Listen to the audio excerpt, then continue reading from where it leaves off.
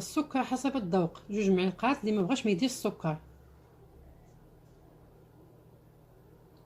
انا درت هنا في هذا الغراف ديال الميكسور، ما جانيش هذا الخليط هذا، ما جانيش في هذا الغراف هذا، انا بدلته في المولينكس. كنديروا هاد العناصر كلها في المولينكس ديالنا ونطحنوهم.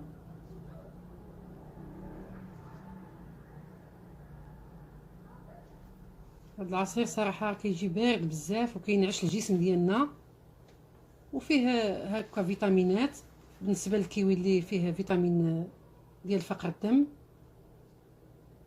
كنطحنوا هاد العناصر، كيجي بارد صراحه، كيجي بنين. كنصبوه في الكؤوس ديالنا وكنقدموه. هاد التحليه ديالنا والعصير كيجي على هذا الشكل. اما العصير كيجي بنين بزاف، والتحليه كذلك شكلا ومذاقا، ورائع جدا. جربوه وغادي يعجبكم، وشهية طيبه. لا تنسوا الاعجاب بالفيديو والاشتراك في القناة تشجيعا لنا لنستمر بنشر المزيد إن شاء الله.